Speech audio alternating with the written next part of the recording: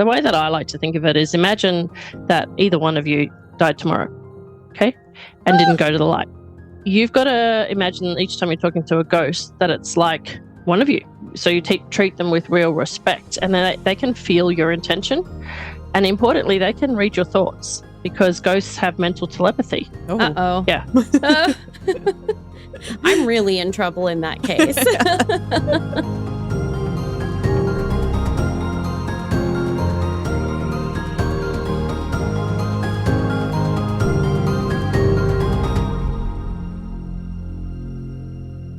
Hi, Cassie. Hi, Caitlin. Hi, creepy people. Creepy people. Creepy people? Creepy people. Nobody can talk. It's a difficulty.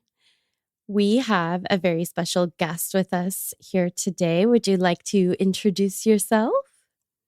Hello, my name is Katish Haberfeld.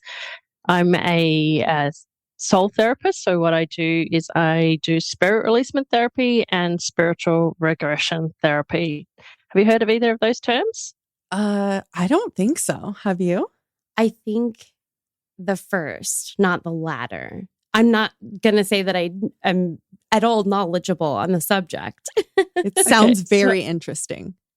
Yeah, well, it's relevant to you, ladies. So the spirit releasement therapist part is that sometimes we can have entities attached to us without us knowing. So ghosts, extraterrestrial devices, and negative entities like demons, lower astral realm beings. And so I help people by removing that energy from them. And first part is a spiritual regression therapist, and you'd know this is past life regression therapy. So how those interlink is that when I take clients into sessions to see past lives, I can tell if there's a ghost in there that needs crossing over. Like, so somebody may have gone back to a past life, and I'll say to them, there is somebody standing to the left of you. Who is it? And they'll go, oh. Oh my goodness. And it'll be like a mother or an auntie or an uncle who died and didn't go to the light, and they're still literally in this day and age, 2023, a ghost, because when a ghost attaches to you, they go through all time and all incarnations. Wow. And so we cross them over, yeah.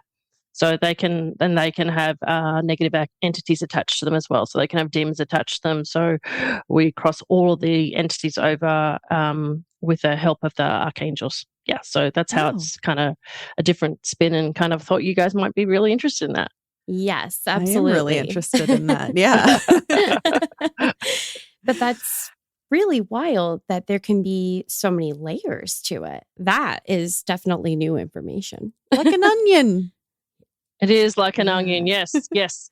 And just to add an extra thing, which is, it's kind of weird, but I've come to terms with it. You, in another lifetime, can also be a ghost. So some of the things that are, really relevant for people who love ghosts, because it's like, what's drawing you to it? Yeah. What's drawing to it? I've discovered in my own sessions where I hire somebody to help me, I didn't realize this was possible until I've gone back into a past life of my own, looked at the trauma, healed the trauma, heard what they had to say, and gone, oh, I'm stuck. I haven't crossed over. And then crossed myself over. Oh my gosh, yeah, so that's intense. It is intense. And it's kind of like, well, I was like, why am I drawn to this? Why do I have this particular interest? And it wasn't until I found not one, but multiple lifetimes where I hadn't crossed over and was still haunting the world, that I was like, oh, this is possible. This is interesting. This is weird. And so I understood then that, I guess, the real reason for the interest in that part of my business, because it was like, why? What's the relevance to, Yeah, because absolutely. I was doing past life regression for ages, and it was like I didn't have any of the ghost component, and it wasn't until I would do a session and I'd be like, they're in my office. I've just finished that session, and they'd be like, we're here because, yes, you saw the life, but you didn't see that you hadn't crossed us over. And I was like, oh, this is the next level. This is what people are missing in the therapy, is that you need to cross the life over, and you need to be aware that you can see the ghost. So as soon as that started happening, boom, my life kind of imploded or exploded, whatever you want to expand. I can imagine. As I don't need to go to a cemetery for ghosts to come to me. Oh, My wow. goodness. They're Yeah. drawn to you then. Yeah, absolutely. Kind of like a magnet, boy. which can be a good thing or a negative thing. Yeah. You really have to be very careful with energy because, well, a lot of the little baby ghosts will just attach to you, because they can't speak. They just go whoosh. And for me, it's a bodily reaction. I'll feel it in my heart. My whole body jolts, and I'm like, oh, okay, no, we don't do that, because it physically impacts my body, and they're in my heart, and then I've got to cross them over. Yeah, so it's a physical reaction. On my YouTube channel, you can see an interview with a gentleman. His name was Dennis, and I was sent to a cemetery. It's a very long story, but a shortcut. I was sent to a cemetery by another ghost who I crossed over, who then came back and has been like a guide to help me find other ghosts. And he said, you have to go back to the cemetery where I was and find Dennis. Except he didn't give me his name. He just said, it's a guy there. He's old, he's cranky, he's very angry, and he's got an initial D in it. And so I walked around the cemetery and I'm like, okay, it's here. And Dennis was his middle name. He went by Dennis in his life, not his first name. And he refused to cross over. And as I was sort of like getting a little bit cranky, I'm not the world's most patient person, Sure. Neither is Dennis. Like frustrating. Half an hour, I just got this zoosh into my heart, and I was like, oh no. But lucky I had a session with the client, and she's very skilled. She's also in the area. And I just said to her, you've got to help me cross this spirit over. And she crossed him over, and we've captured on Zoom, and you can see it on the YouTube channel, the moment when Dennis detaches and crosses to light, because my whole body physically just takes a big whoosh backwards on camera as he crosses to the light. So wow. it's very, very Does interesting. it hurt? Yeah, it did. Yep, that's hurt. Oh gosh. Yeah. I was hoping you would say no. Yeah. Well, I guess it depends how sensitive you are. Do you know what I mean? For me, it hurts. Yeah. But it's not like it's momentarily. So, and they've gone to a good place. So, yeah, I guess there's that aspect that nobody talks about, is that,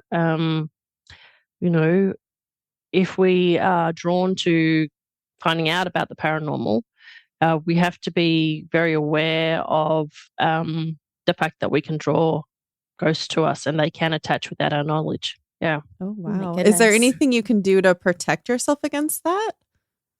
Yeah. So your first thing is your intention when you go. You know what I mean?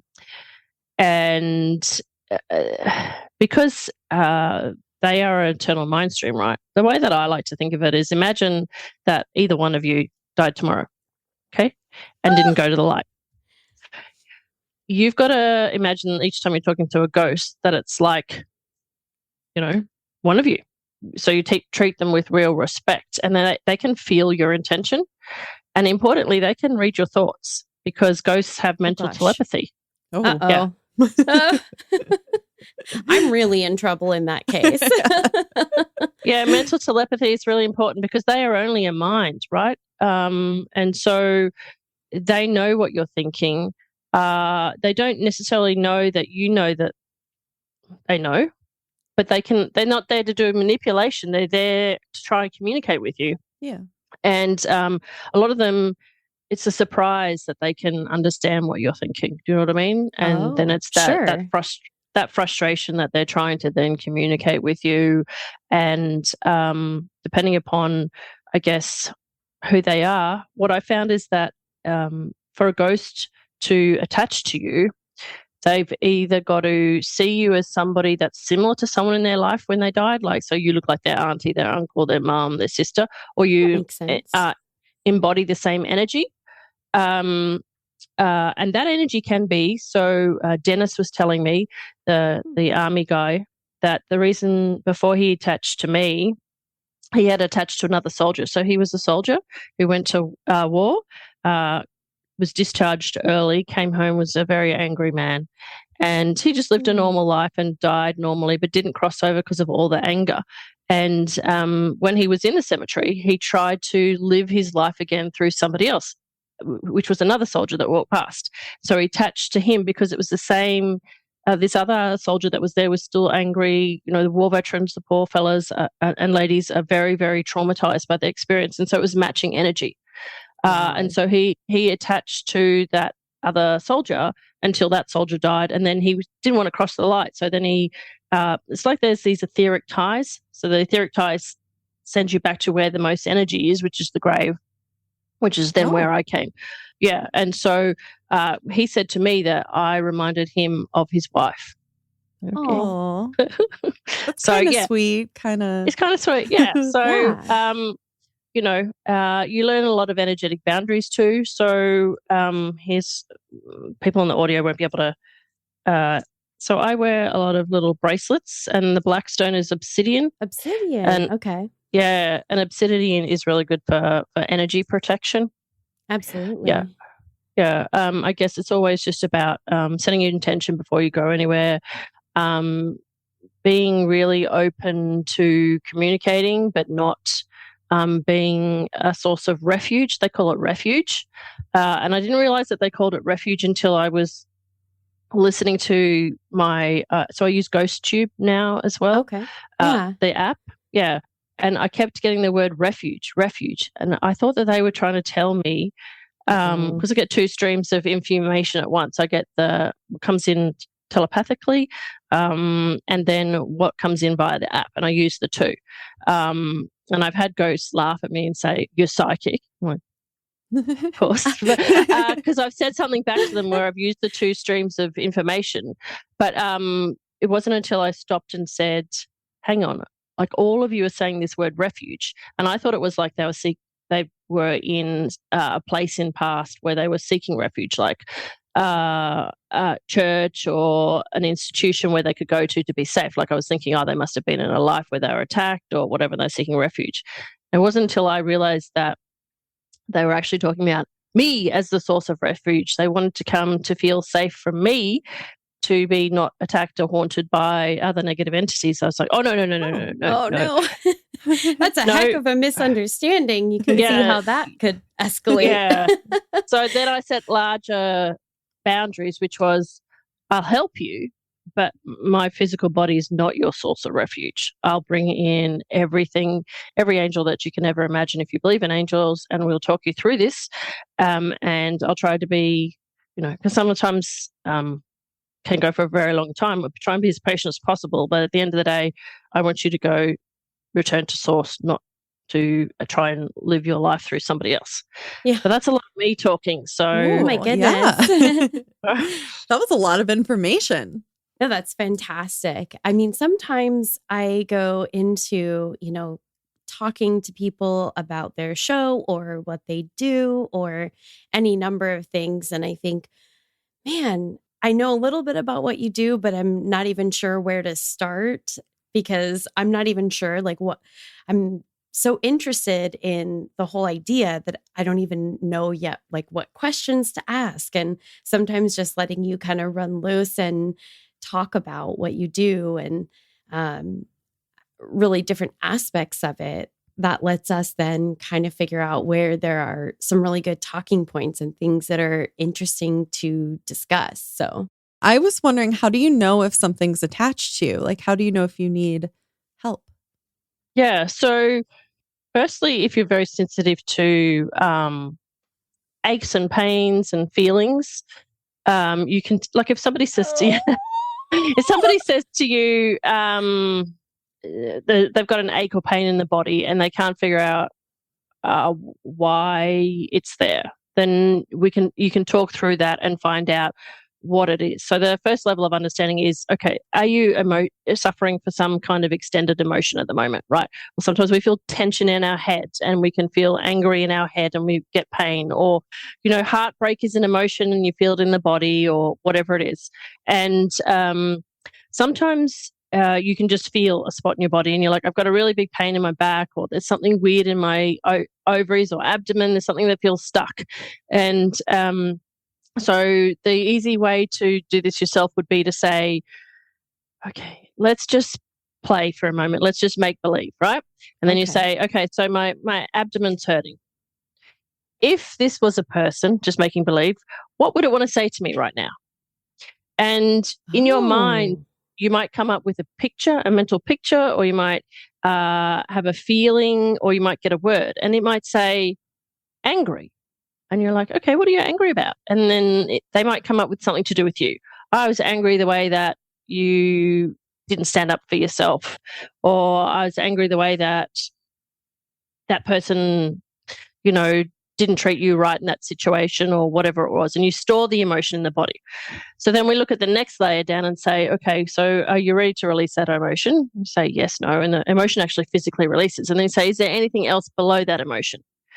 And then say to yourself, okay, if there is something else, okay, tell me about that. What does it feel like? And some people might say, oh, it feels like a stone, or I see a picture of an angry person. All right, well, let's imagine, what would this angry person's name be? And you come up with a name. All right, and then you can then, if you feel like it is a person, say, hey, hi, my name is Caitlin or Cassie, and I feel a little bit of anger. What's going on here? And then they'll talk to you. Especially if you have any clairs, and then you can explain to them and tell them that they don't belong in your body and release the light. If you are one of my clients, you're in hypnosis. Okay, so you're in a very ultra relaxed state, and I will guide you to do a body scan, and the body scan will identify hot patches or symbols or whatever, and then I talk to them. So you're in hypnosis, and then I'll say, hi, my name is Katish. You're some form of energy that's in Cassie's abdomen. Have you ever had a human body? And they'll say yes or no. And if they say yes, I'll say, darling, all right, my name is Katish and I'm here to help you. I'm here to find out your story. I know you're lonely. I know that you've attached to Cassie. Let me help you. And then they'll probably say something like, go away. Or they might just they might cry. They might cry. There might be a small child that's like, I'm lost. And it's really very, very emotional. They will tell us, we find out their name, their age, and we ask them, what year is it for you, darling? They'll either remember, or they'll be like, come up with whatever year it is. And we've had ghosts from BC, like a long time ago. Yeah. And then you find their story, and basically what happens is that somewhere in your past, be either this life or other lifetimes, you were a match to their energy and they were lost. They died, they were angry, they were frustrated, they were sad, they felt guilt, or they thought they were a sinner, they thought they were afraid of going to hell, or they had a terrible accident, or they were unable to see the light at the time of the death. And it's like, the way that I saw it in my own past life is, it's kind of like you go up to the light, and then this big blanket of dark cloud comes down, and you can't get past it. There's no way through. And that's the emotion and the negative energy. And that's why the humans who don't cross over can't cross over, because if they are surrounded by negative emotions at the time of the death, fear, shock, they were murdered, if they felt like their time was too short, they just come up against the wall.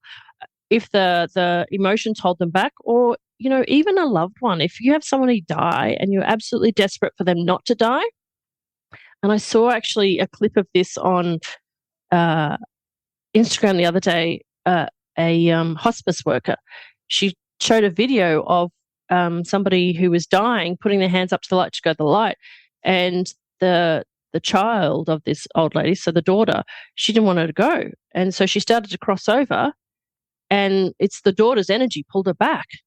And yeah, she didn't go to the light. She then gasped and restarted breathing again, and then eventually crossed over. But your energy, if you are really stuck to the attachment that you can't live without this person, you don't want them to go, you don't want them to be their life to be over, because your life will be terrible. You'll never be the same again. All these emotions. They feel it, they know it, and they will then think it's important for them to stay around to protect you. And this is a false notion, because anytime somebody doesn't go to the light, what happens is their soul doesn't finish healing. They don't grieve their own life, and then you can't complete your own grieving. Whether or not they just float around and watch over you, or whether they then attach to you. Most of the spirit attachments I've had is family members, family pets. They attach to you thinking falsely that they can protect you, they can help you. And what happens is that they actually drain your life force energy. So, yeah, you lose energy, become more tired. You can actually even have facial changes, body changes, because what happens is your mind stream has absorbed their mind stream, and you now have two sets of thoughts in your mind. And they can then control your actions and try and steer you into a way of behaving according to what they want you to do. And you're not aware of it. It's just that sometimes people have really chatty minds and they never feel like it's silent in their head. I didn't realize this until after I did my own releasement, and I was like, wow, it's really quiet. Is it supposed to be quiet up there? Yeah. Well, it's supposed to be you and your higher self. Yeah. Okay. And so yeah, it can be can be very noisy. Caitlin, I think you need some therapy. Oh boy. I'll send you some audios that you can listen to yourself. And then are you good at do you meditate? No. Okay. All right. You should try, maybe. Yeah. Yeah. I'll send you some audios, and it goes to a meditation. Have you guys met your spirit guides? Do you know your spirit guides? No. Okay. All right. So spirit guides are really important. A lot of people don't know their spirit guides, but you're always surrounded by spirit guides, and you're always surrounded by your higher self. Your higher self is the you of all times through eternity, right? And they are there to help guide you in life and protect you. And in these meditations, I take you to meet your spirit guide, and then your spirit guide will help you identify if there's any excess energy, and then they will help you remove that energy. Okay, that sounds great. Are these for anybody to do, or are these special ones you're sending us? I just usually keep them for clients. Okay. But I can create a link if you want, so that people who listen to the podcast can download them. Totally up to you. Yeah. Totally up to you. Yeah. I mean, I'm going to check them out either way, but if you'd like them to be shareable. Yeah, I can make a separate page on my website or something, and then people who listen to this podcast, if they're like, oh, let me check it out, they can listen to it's a series of 5 meditations. Okay. And then, you may be able to release somebody or something, or even an emotion yourself. And if not, they can look me up and I can help them. But yeah, it's something that we all need to learn to do ourselves, to really be aware of our own energy. And that, I think, that gives us confidence in life to deal with any of the situations that we encounter. Yeah, absolutely. Yeah. Yeah. So it's about knowing yourself, knowing your own thoughts, and knowing that a lot of people don't understand that their own thoughts, they absorb a lot of emotions and thoughts from other people, from the environment, and from the surroundings. And so your thoughts aren't necessarily your own. You're not your thoughts. And it's about understanding, what is my thought? What is somebody else's thought? And hang on, that's somebody else's thought. Have I absorbed that from the environment, or is that somebody actually cohabiting with me that's influencing my thoughts?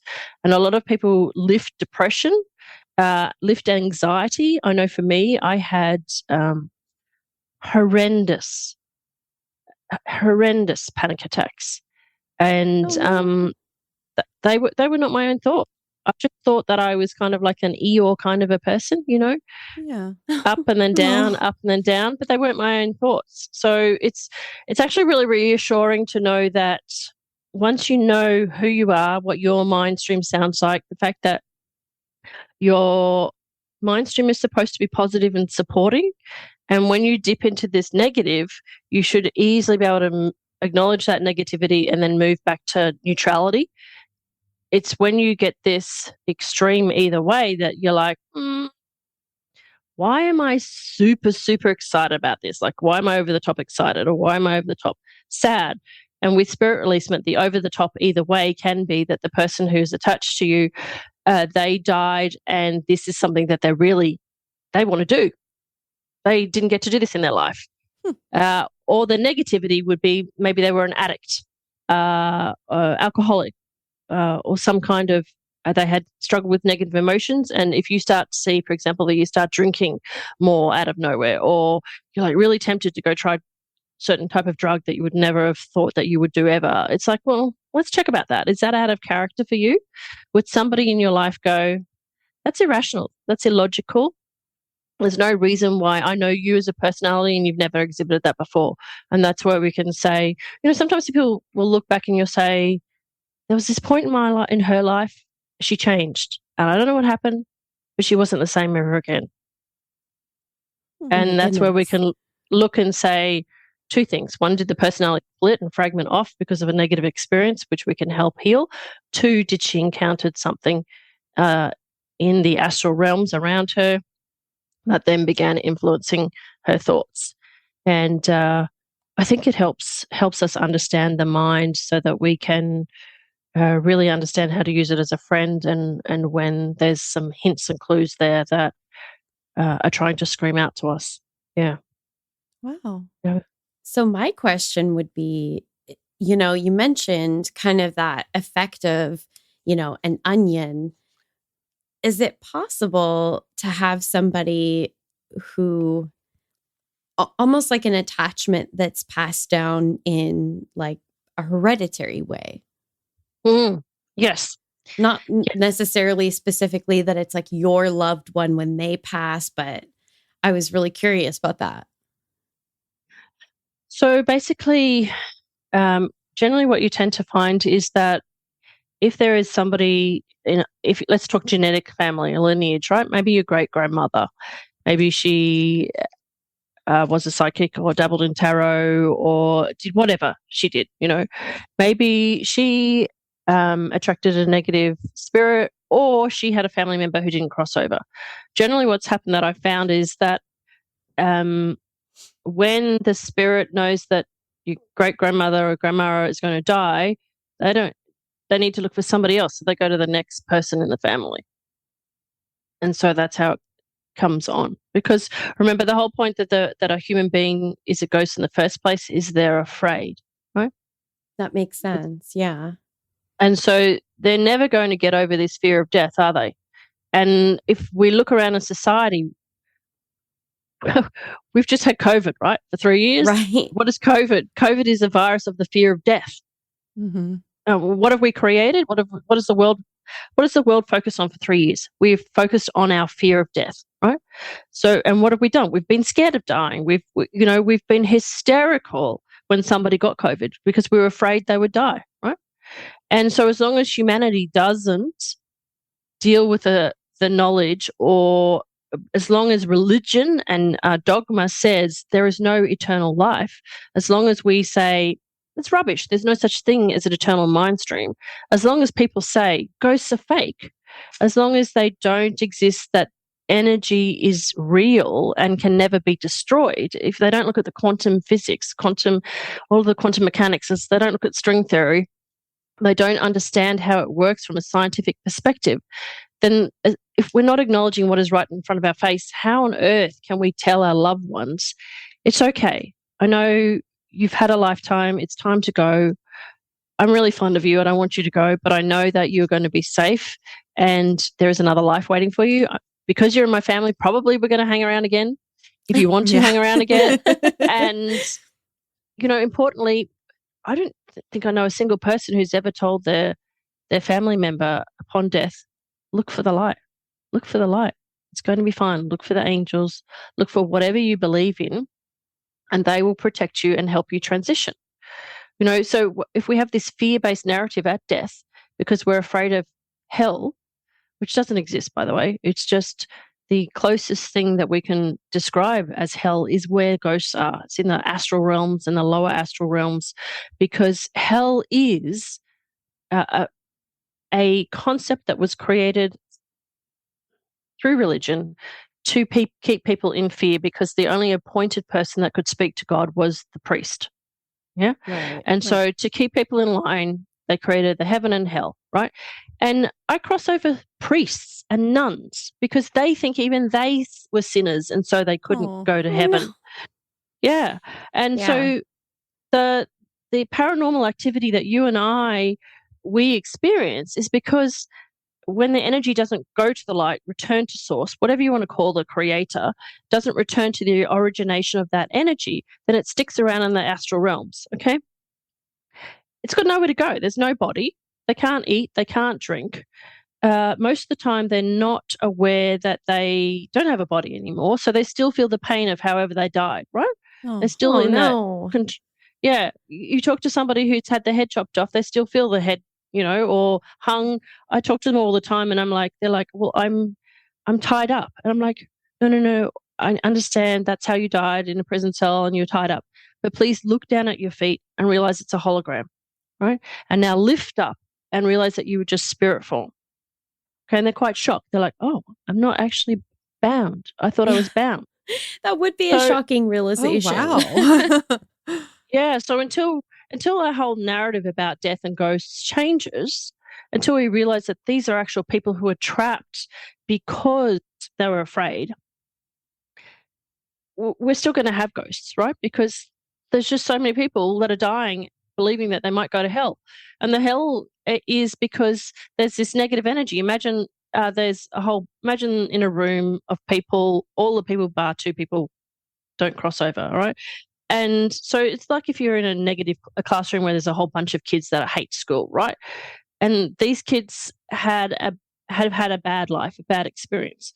And imagine that they go to die and they don't cross over and they're all stuck in the same room again. Do you expect it to be love and light in that room? No. Can't imagine it would be. The conversation's going to be pretty nasty, right? And so like attracts like, and you get this negative energy. You get them getting angrier and angrier and more afraid. There's no healing for them because they haven't gone to the light. And so that then attracts in negative thought forms because we are what we create. And so you can create a being from your negative thoughts. And that's what a lot of the stuff, when we talk about demons and lower astral realm beings, it's thought form energy that has been created from our powerful human mind. If you're afraid of the dark and you're afraid of demons, your mind can create a demon because you're giving energy to, you're manifesting into life a negative being. Whoa. Wow. That's crazy. I don't want to. So, yeah, it's really, that's why it's like, that's where this whole concept of hell came from. And, Buddhism talks about lower astral realm beings, and it's human thought form from the beginning that said there had to be negativity and there had to be a hell and there had to be a sense of punishment. So therefore human beings created an imaginary realm which they called hell or purgatory. And when somebody dies and they realize they've not died and they're floating around, they're like, well, I'm in purgatory, I'm doomed. And I say to them all the time, no, mate, you're not doomed. Here's the evidence of why you're not doomed. Because your eternal mind stream has sent out a beacon to me and we're having a conversation. So how can you be doomed? Right. Seems like you might be salvageable. Yeah. That's right. Yeah. Here's the good news. There is help if you want it. And the thing is that human beings, we have free will, right? Yeah. So they have free will at any time to cross to the light. And, sometimes they don't want to. And you're like, okay, all right, we might have this conversation in 5 days, 5 years, and we'll try again. Man. So it's important concepts there to understand about this fear of death, about the fact that ghosts are real, the energy that was a human being who was afraid or received a massive shock at death. And we're going to continue to have haunted places, haunted people, hauntings, until we start educating the world that you are eternal. You've got so many wonderful lifetimes to experience. There's another one waiting for you. And let's help people stop being afraid of dying so that we can stop having people missing the light and being afraid of what comes next. I mean, it doesn't sound that hard. It's not such a big ask, right? Come on, guys. Yeah. So What? Anyway, Like it's it's a bit, hard? it's a big task. But Yeah. one person has a conversation to one child, or one person. We all will go through life where you'll have somebody terminally ill in your family, and it's about that reassuring, or your friends reassuring to them that it's going to be okay. And irrespective of your beliefs, and I'm not religious, but you can comfort somebody by, at the time that they're dying, calling in an angel of transition. If they don't believe angels of transition, just call in the white light. And what you do is you help them get ready for death and help them know to look for the light. Yeah. Because we've got plenty of ghosts to deal with, let me tell you. Right. There's plenty out there. Honestly, it sounds like we're absolutely overrun. I know. I can't go anywhere without this place is haunted. Yeah. Yeah. And it's because of this narrative. Yeah. I think, don't quote me, I might be wrong, but I'm pretty sure that, for example, nothing against Catholics, that That's all right. Catholicism says that to divorce is a sin, right? Right. Yeah. So if we want to take that literally, if you get a divorce, and hey, I'm divorced, if you get a divorce, then you're a sinner, right?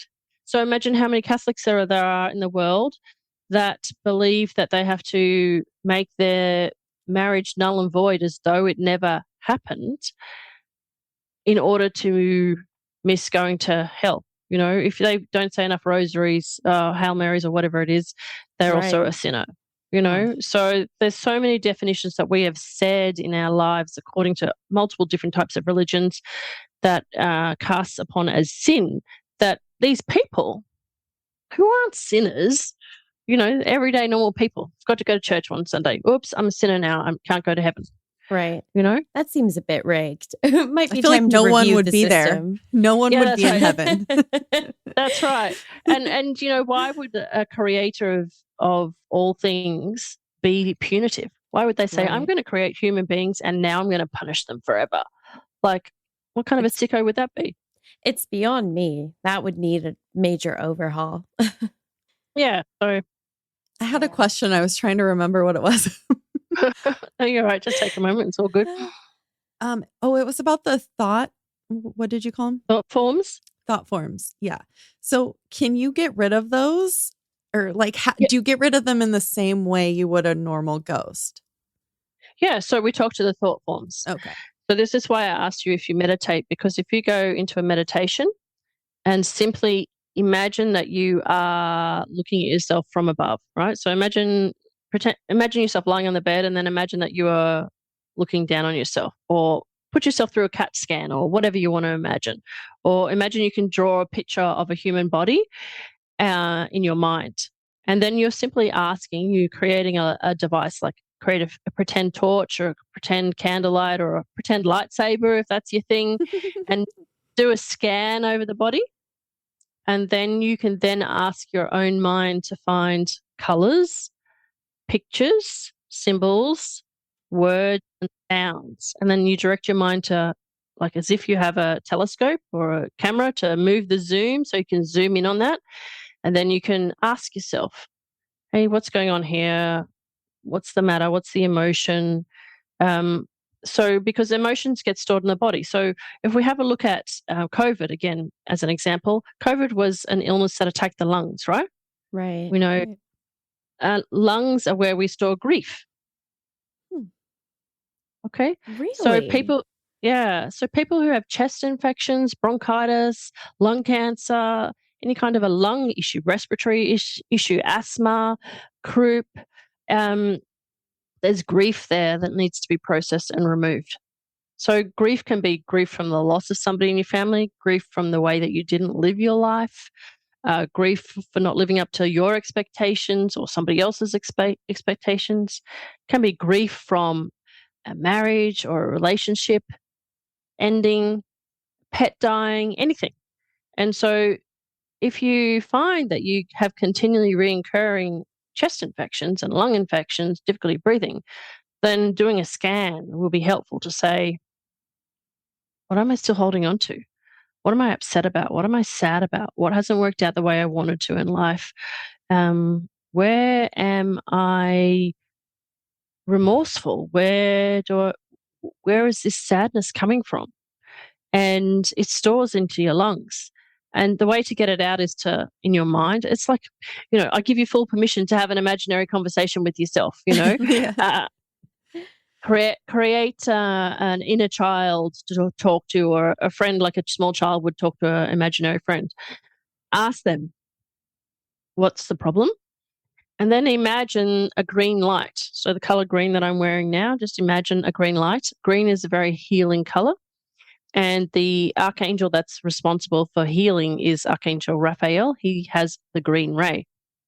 So in your mind, you then direct an imaginary green ray, green lightsaber, to that place of emotion, and imagine that this color is then absorbing the sadness and transmuting it, turning it into white light, and then send it back to source. That's how you do it. That sounds very healing. Yeah, it is very healing. If you can't do that, wear a lot of green for a day or two. You know what I mean? Or if you got a lung infection, wear a green t-shirt. Find some green stones to wear, green jewelry. Anything green that you put it on near that area. That's why light therapy works, because you can go into saunas now where they put light therapy on, and you can choose the color green, infrared, green healing. Oh, that's cool. I didn't know that. Yeah, that's interesting. We always have our lights colored too, so maybe we should set them to green once in a while. Yeah, green. I guess so, yeah. What does purple do? Now I'm like, okay, maybe I need It's like intuition, right? It helps your intuition. Helps your intuition. That's good. We usually put on purple for whatever reason. Yeah. So purple, each color is aligned to the different chakras. So if you go and do your research, I'm sure, and color therapy works with literally absorbing the healing behind each color for a different part of the body. That's why, if you go to a massage therapist and they use crystal healing, they'll place the right color crystal on the area, because you're absorbing the energy of the stone as well as the color of the stone. But you can do it yourself. You just need to learn the meanings behind the colors, have the intention that it's going to heal, and then it will heal. Self-healing all starts from within. Love that. Caitlin, I think you should take notes. I'm already who are you talking to? She's always taking notes. I have notes. I don't know. But you know me, writing it down is what helps me absorb it. Right. Me too. Yeah. That's how I process as well. Yeah, totally with you. Yeah. Well, do you think we should do a tarot reading? Yeah, that'd be fun. Yeah, we should. But here's the question: is what's going to be the basis of our inquiry now? Yeah. Well, I really like the idea that you had with your other guests, where you did it for what does a future book have to say? And so I've got 4 future books, but maybe we could do it on the book that I'm writing about ghosts and the ghost stories. I like that. I think the energy is right in here for that one. I think so too. Yeah. Now I'm going to take notes. There you go. Does it have a title yet? Yes, I got it the other day. Let me tell you. It says, the title is I See You, Lost Soul. How helping souls return to the light helps overcome our fear of death. Okay, so we just want a little insight on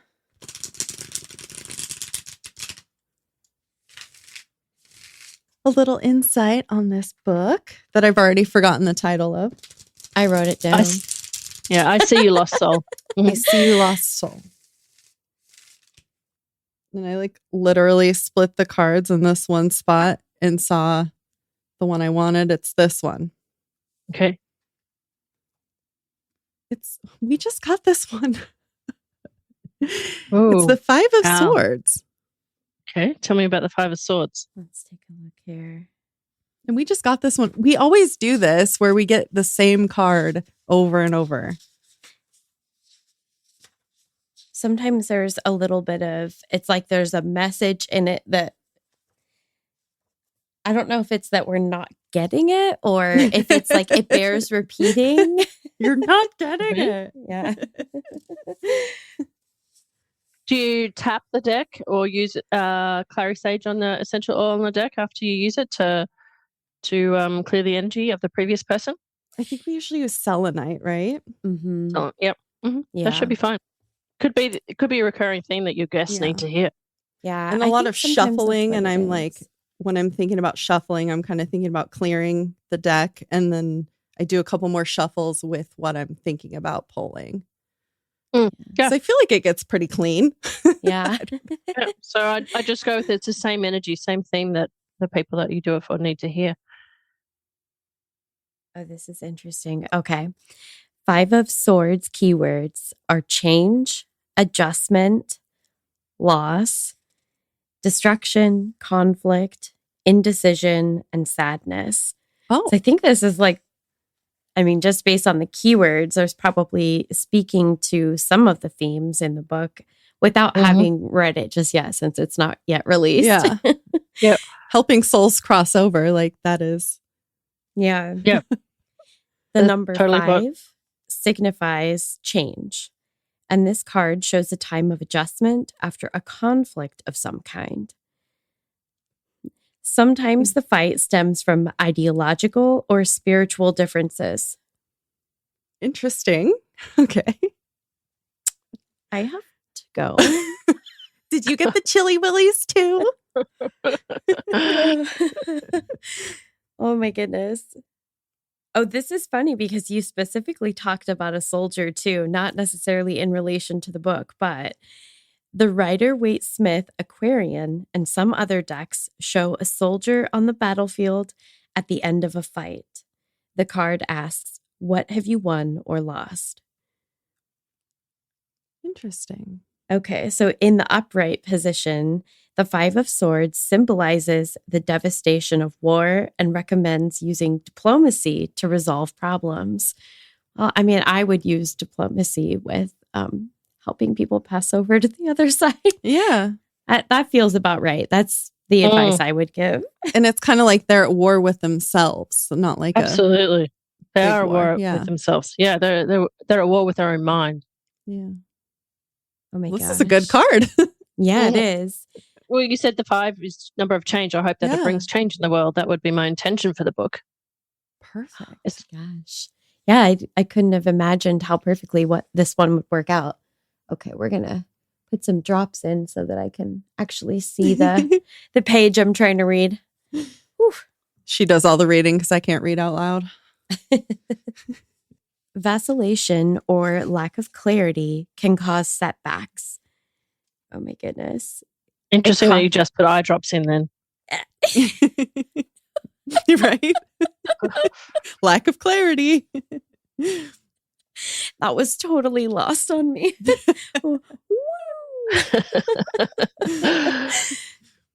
Oh my gosh, this is just so freaky. There's short little excerpts in each of the bullets, Cassie, that are so dead on. Read them. This card may also indicate you're confused about how to proceed or suggest you need to get more info before taking the next step. Oh my Yeah, and gosh. that point is interesting just to talk to that because, obviously some of these stories, like here, I'll show you just on camera. I have this folder with the research that I've done about the people that I crossed over, because on the current season of my podcast, I hired a medium to do the afterlife interviews. So what happened is that I crossed over heaps and heaps, some of them at cemeteries, some from coming with clients, some who just floated into my house because I live opposite a hospital. Didn't buy a house at a hospital. Didn't think about that. And I said to Megan, I said, look, I'm just going to purchase a pack of sessions. So I purchased 10 sessions with her.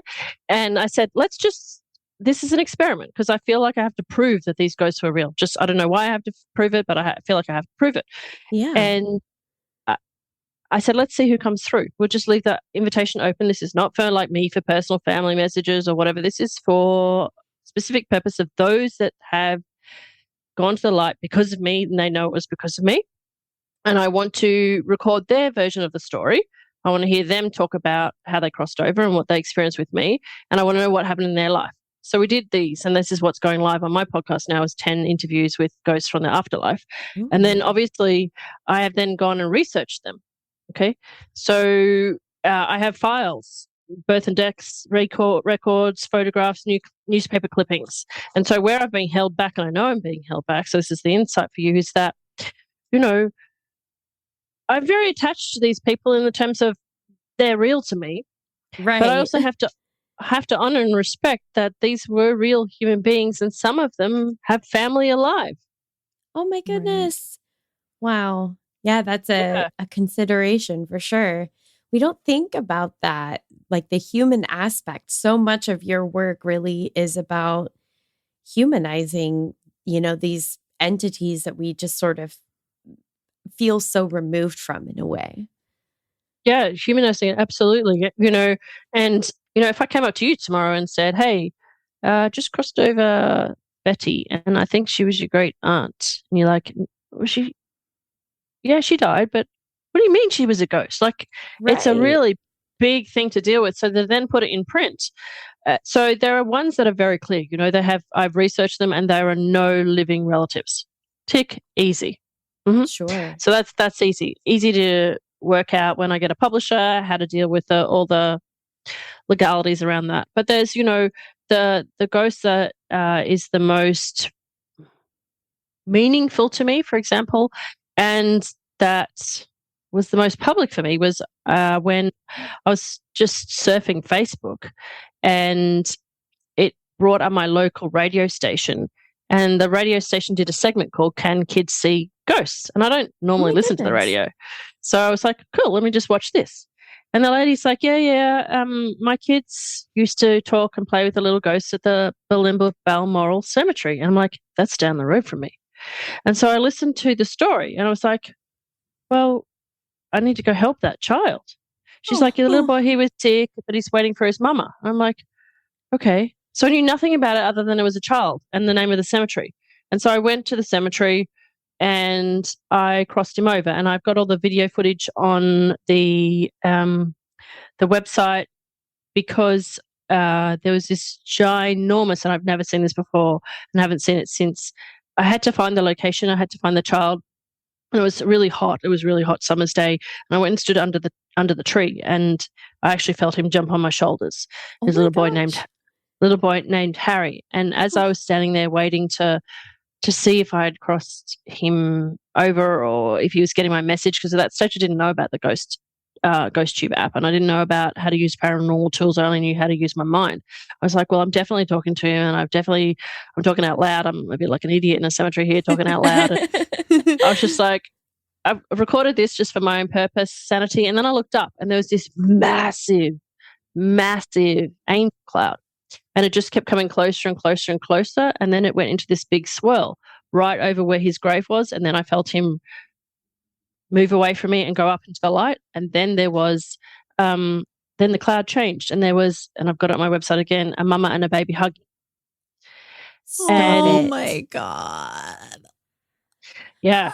So I then was like, I was like, okay, I need to find out more about this little baby boy who's 7. I need to find out more about him. I need to make sure that he made it to the light, checking my skills. I want to know, why was he waiting for his mama? And so I researched him. And then I was like, I found out a lot about his family, and I couldn't get this. There were 2 ladies with the same name as his mother, born within a year apart. And I couldn't find, when you look on Ancestry, a lot of people think that they've got the right relative, and then it's the wrong one. So I was like really confused with who his mother was. And anyway, finally one day I had submitted a thing to it's findagrave.com, which is owned by Ancestry. And I said, you've got the wrong Doris here. Harry's mum is this one. And she wrote back and she said, no, you're wrong. And this is how I know, because here's one of Harry's relatives, and they've just put up this literally yesterday. And I was like, wow, interesting that they just put up Doris's memorial yesterday. I'm like, okay, yes, that is the right mother. And I was like, okay, so wow, I have a living relative. So I want to find out more. So I emailed her and said, I just wanted to confirm, I've been trying to research Harry and Doris. I want to confirm the details of Doris, because and she's like, how do you know Harry? I'm like, well, I met him this is kind of weird to say via email, and here's my phone number. I much prefer to say it to you over the phone, but I met him in the cemetery. And turns out, so Harry had lots of brothers and sisters, and they all died except for one. Oh, no. So really sad story. Yeah. And his big sister got married, so the only surviving child, and she had one child. And his big sister has now passed on. She's would be like 100 or something now. Wow. And his Doris, Harry's mum, is also passed on a long time ago. So it's the big sister's son. So it would have been Harry's nephew. Does that make sense? Yeah. Yeah. Who's still alive, and he's in his 70s or something like that. And it was his wife that I was talking to via email. And before I said who I was and that I met Harry at the cemetery, she's like, "Oh, you know Harry," and she sent me some photos of Harry. I was like, "Oh my God, wow!" And so I've seen what Harry looks like. He's just adorable, sweetheart little boy. Oh. And then I told her the story, and linked to all the videos and the blogs and the link to the radio, and she never emailed me back. Aw. And it was really upsetting because I thought, oh goodness, I've probably upset her. But I've provided evidence, and now I have a photo of Harry, which I would love to include in the book, because it's a story, and Harry's now a spirit guide for me, and he helps me with children. He brings children to me, but it's like there's also that privacy of that family. Yeah. Oh, sure. Absolutely. But long story short, that's how that's relevant for me in the tarot card, because it's like there's a little bit there that's stuck. That's like, what do I do about Harry? Harry's the most important person to me. He signaled a change in my abilities. It was live on radio. We have video footage, but this is somebody's privacy as well. Yeah. So, Oh gosh. I'm wondering if when you finish the book, if you can like send her a copy or like a link to something to where she can see it's legit. yeah. So Possibly. I will find an answer, but I guess that's what the tarot card is referring to, is that there's that little sticking point there that once I get my clarity, I'll be like, whoosh, this will be done in 10 seconds. You know what I mean? The book will come forth. Yeah. No, I mean, that would be a major sticking point for you as you're, kind of trying to finish that project up. And that's a tough one. Yeah. I don't know if it anonymizes things enough to be able to sort of change names and still be able to share the story and the image, just knowing that no one would be able to actually correctly identify specifically their family, or if there's a reason why maybe that doesn't feel right to share it in that way, because I could that's such a tough decision to make. It'll come. It's the whole point of the book, and I'm happy that it does whatever it does. But the whole point of the book was to humanize ghosts, right, and to show that they are real people. And so, but that's a larger society conversation, is it? If you're trying to show that what the medium says matches up to their actual real life story from research afterwards. Am I trying to bite off more than I can chew? Is it enough just to say, here, I crossed this person over and here's the proof? Because Harry told me afterwards, he said, the whole point of this is not actually whether it's true or not, because it is true, but whether you believe it yourself. And that has to be enough for you. Yeah. So, wise beyond his years. Yeah. That's interesting, because owls are usually wise, and there's an owl on your card. Yeah. Well, and it's, it's sitting in a tree too. Oh, it is sitting in a tree. Yes. Oh, hi, Harry. Yep. Harry was under the tree. Yep. Oh, that's cute. I like that.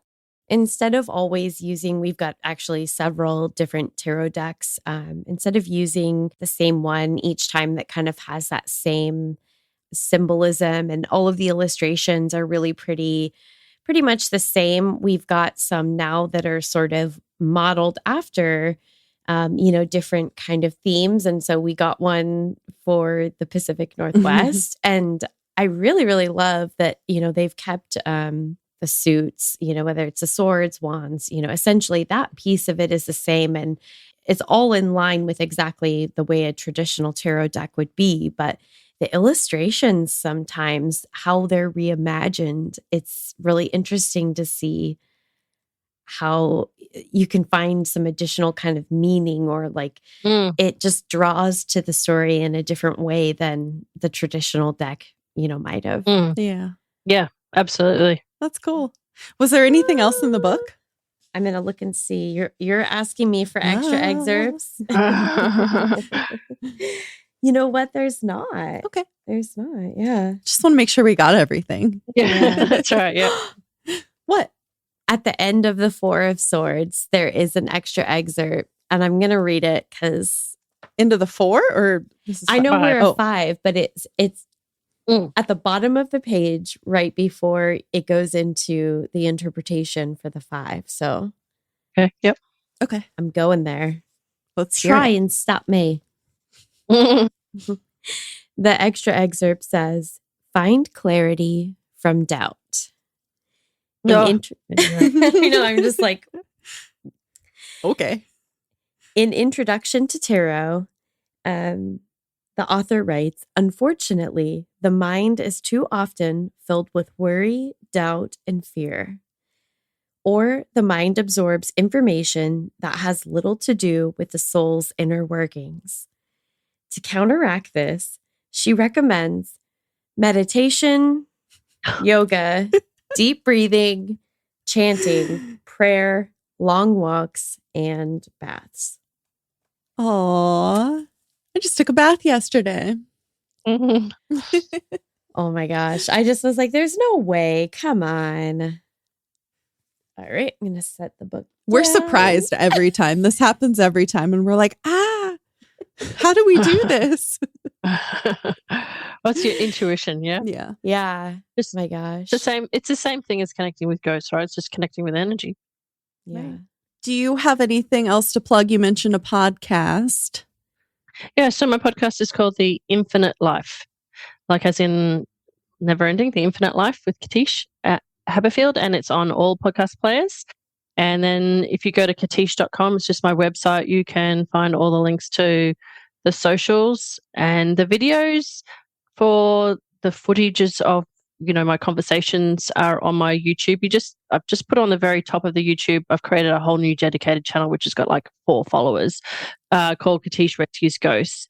But that's where I'm putting all my conversations, because just they're different from where you go to talk to one spirit at a cemetery. This is me talking with like 5, 6, 7, 8, 9, 10 at once, with lots of different storylines, different timelines from different places. So you'll see the process that I use to cross people over, literally just through discussing and talking with them. And hopefully you'll see some inspiration for your own lives and the way that you interact with the thought form energy that ghosts are, so that it gives you more insights and assistance in your own investigations. Wow. Yeah. I love that. I love that. I did have one more question. So you said you do sessions. Do you do them online, or do they have to be in person? No, they're only done online. Oh, okay. Awesome. Yep. Via Zoom. Yep. Most of my clients, 90% of my clients are in America. Okay. I mean, yeah, that makes sense. We got a lot of issues over Yeah, here. we do. A tissue for your issues, madame. I just think it's just you guys are interested right now, and so yeah. Well, we'll definitely be linking in the show notes. Yeah. I'm so excited. Yeah. And also me a too. little scared. As usual. So don't be scared. You're going to create a thought form. That's right. Oh man. Neutrality. Yep. All right. Was there anything else you want to say before we go? No, just thank you for the opportunity. Yeah. Thank you so much. This was great. Yes, this was so much fun. If you ever want to come back, to being partially scared. Yeah, right. Have a creepy ass day. day. Thank you so much. That was a blast. You're welcome. So, for all of you that are listening, if you have any true crime or paranormal stories that you want us to share, maybe with the whole Pacific Northwest. Yes, we would love to read them on the pod. Yes, we will read them out loud. Not just in our heads. Yes. They don't have to be from the Pacific Northwest. If you would like to share, email us at pnwhauntsandhomicides@gmail.com. It's all spelled out, no special characters. Super duper easy peasy. Follow us on Instagram and Facebook. Same thing as the email at PNW Haunts and Homicides, all spelled out, no special characters. Please also rate and review us on whatever platform you're listening to, and check out our stories on social media because our meme game is hot. Agreed. And if you agree, like Caitlin, you can also find us on Patreon and support the show. Bitchin'.